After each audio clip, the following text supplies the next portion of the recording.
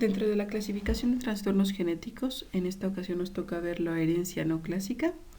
Es decir, ya habíamos revisado los trastornos que siguen las leyes de Mendel, que tienen una segregación mendeliana, que son los de herencia clásica. Ahora vamos a ver los que se deben a mutaciones de un solo gen, en la mayoría de casos, pero que no siguen perfectamente estas leyes. Es decir, que hay otros factores modificadores que cambian su comportamiento clínico. Dentro de esta herencia no clásica veremos trastornos como desórdenes genómicos, defectos de impronta por disomía uniparental, repetidos de trinucleótidos, alteraciones en mosaico o incluso alteraciones de origen mitocondrial. Dentro de los mecanismos de la herencia no clásica tenemos al mosaicismo, defectos de impronta, disomía uniparental que se relaciona mucho a estos defectos de impronta, síndromes de genes contiguos como los síndromes de microdeleciones y microduplicaciones, también tenemos los de expansión de tripletes o de microsatélites y los de herencia mitocondrial, que bueno, más adelante lo vemos. Empezamos con mosaicos. Un mosaico se define como la coexistencia de dos líneas celulares genéticamente diferentes, pero que derivan de un mismo cigoto, es decir, son eventos posigóticos. Hay que diferenciarlo del quimerismo, que en esta situación coexisten dos células de individuos genéticamente diferentes, pero en un mismo organismo. ¿Qué quiere decir? Que en este caso, dos cigotos se fusionan, por eso que coexisten ambas líneas celulares genéticamente diferentes, pero parten de dos cigotos diferentes, como aquí lo podemos ver en las imágenes. Aquí tenemos un solo cigoto donde hay un cambio genético o cromosómico que permite la coexistencia de esas líneas celulares. Sin embargo, en el quimerismo son dos cigotos diferentes que al fusionarse dan origen a un organismo donde coexisten dos líneas celulares pero de diferente origen. El mosaicismo puede afectar células somáticas o puede afectar células germinales, como veremos más adelante. La presentación clínica puede presentar una gran diversidad, una gran expresividad variable, y esto pues afectar en el grado de severidad de las manifestaciones. También esta variación fenotípica puede tener diferentes patrones de distribución. Uno de los más importantes es en parches. Se puede llegar a asociar a neoplasias y puede deberse en algunos casos a correcciones de alteraciones génicas y o cromosómicas, como veremos más adelante. En el caso de las mujeres, los mosaicos pueden presentarse por el proceso natural de inactivación del cromosoma X, que bueno, nos hace ser un mosaico funcional a todas. Bueno, retomando esto, aquí vemos un ejemplo simplemente de la inactivación. Recordemos este proceso dado o encabezado por el RNA SHIST, que genera que el cromosoma, excepto en las regiones pseudoautosómicas, se convierta en heterocromatina compacta, inactiva transcripcionalmente. ¿Cómo se decide qué cromosoma se apaga? Esto es muy temprano en las primeras divisiones celulares. Se va a programar qué cromosoma, si el de origen materno o paterno, va a ser apagado. Y esto por un equilibrio entre la expresión de SHIST y T6 para ver el apagado o el que permanezca activo de estos cromosomas.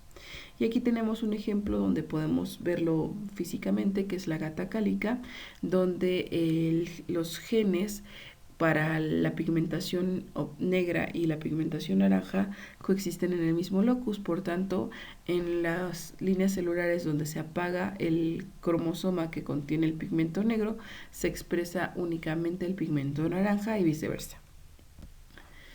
Mutaciones, mosaicismo somático o mutaciones en mosaico somático, estas afectan solo una porción de células en el individuo. Estas dependerán del estadio del desarrollo y las líneas celulares en las que ocurre la mutación. Un ejemplo característico y que así viene en su temario es la neurofibromatosis segmentaria. Otros que también nos ayudan a comprender esta proceso son el síndrome de Proteus y el síndrome de McCune-Albright. En el mosaicismo somático por neurofibromatosis, nosotros lo que apreciamos es que se expresa la enfermedad solo en un segmento corporal. En este caso tenemos en parche, donde podemos ver lesiones características de esta enfermedad, que son las cefalides, alguna que otra mancha café con leche y alguno que otra neurofibroma cutáneo. Sin embargo, estas lesiones no se expresan en el resto del tejido del individuo, sino están confinadas a esta región en particular. Es decir, si yo tomo una muestra sanguínea, puedo darme cuenta de que la mutación no está presente, pero tomo una muestra del tejido afectado y aquí sí voy a encontrar la mutación. Son nevos cerebroides en diferentes grados de evolución y después de la corrección quirúrgica. Bueno, otras manifestaciones clínicas es la hemimegalencefalia, nevos cerebriformes de tejido conectivo como el que vimos anteriormente, nevos epidérmicos verrucosos lineares, malformaciones vasculares, sobrecrecimiento visceral como puede afectar el vaso, el timo, el hígado, tracto gastrointestinal, entre otros. Y los tumores que pueden presentarse son meningiomas, mesoteliomas, cistoadenoma de ovario, cáncer de mama, por lo que ya habíamos visto, y una serie de dismorfias faciales. La asimetría es algo muy característico. Aquí vemos un caso severo y aquí tenemos una pequeñita que tiene el mismo síndrome, donde vemos esta sobreexpresión del crecimiento en ciertas regiones de su cuerpo con alteraciones en el patrón vascular. Incluso si le tomamos una radiografía comparativa, veríamos la diferencia en el diámetro del hueso. Otro ejemplo es la hipomelanosis de Ito, donde en este caso podemos ver manchas hipocrómicas lineales o en patrones de remolinos que pueden seguir los patrones de las líneas de Blaschko, que se relacionan a la migración celular de la piel. Bueno, también puede afectar el sistema nervioso central, teniendo como una discapacidad intelectual en el 50% de los casos, crisis convulsivas, atrofia cerebral, así como alteraciones electroencefalográficas. También podemos tener cambios oftalmológicos como malformaciones, incluyendo el coloboma, la atrofia óptica, el hipertelorismo y a su vez consecuencias como el nistagmus, así como alteraciones esqueléticas como gifosis y escoliosis. Aquí tenemos una imagen donde podemos ver este patrón de las líneas de Blaschko con las lesiones hipocrómicas que se pueden definir. Bueno, aquí se ven un poquito más características, pero cómo siguen este trayecto particular. Otras alteraciones cromosómicas que pueden tener cambios hipopigmentarios que siguen estas líneas de Blaschko son la tetrasomía del 12q, trisomía del 7, y la trisomía del 20. Bueno, retomando síndromes cromosómicos que también pueden verse en mosaico, tenemos el síndrome de Pallister-Killian, donde se debe a una tetrasomía de brazo corto del cromosoma 12, tetrasomía, es decir, coexisten 4 fragmentos del cromosoma 12 del brazo P en un mosaico. Esto habitualmente se debe a un mosaico posigótico con formación de isocromosomas del cromosoma 12. La incidencia es de 1 en 25.000, es bastante raro y se asocia a dismorfias faciales características, donde aquí podemos ver este patrón muy particular de hipertelorismo con una base nasal muy amplia y unos labios muy delgaditos. Dentro de otras alteraciones que podemos tener es el acortamiento rizomesomélico de las extremidades, hipoacusia, una serie de malformaciones cardíacas, la presencia de hernia diafragmática, que esta es muy característica, déficit intelectual y las anomalías pigmentarias como las que ya habíamos comentado. Y aquí podemos ver cómo hay este isocromosoma del 12 extra que nos genera la tetrasomía. Ahora pasamos a los mosaicos germinales. El mosaico germinal es cuando está confinado estos cambios, esta línea celular genéticamente diferente, está confinada a las células germinales, es decir, a la gónada. Es igualmente posigótico y nos involucra un riesgo de tener hijos con una enfermedad que no está presente en los padres.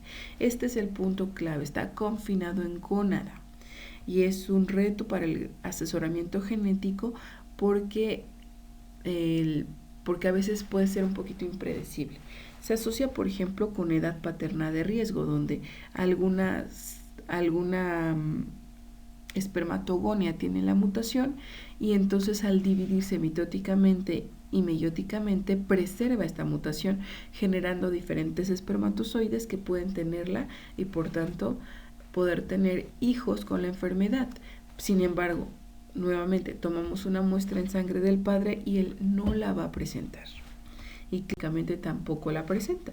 Acá tenemos dos ejemplos donde vemos que papá y mamá en realidad no tienen la enfermedad, sin embargo tienen 2 hijos con esta misma enfermedad.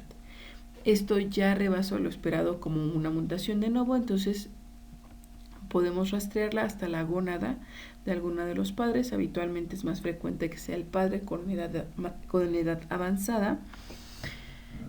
Recordemos que la edad paterna de riesgo es arriba de los 45 años. Y en este caso lo comprobamos, ¿no? Es el padre. ¿Por qué? Porque tenemos 2 madres diferentes y seguimos teniendo hijos con la enfermedad. En este caso, una neurofibromatosis tipo 1. Y bueno, tenemos otras enfermedades monogénicas donde podemos ver o se han descrito mosaicos germinales como osteogénesis imperfecta, Marfan, Duchenne, etc.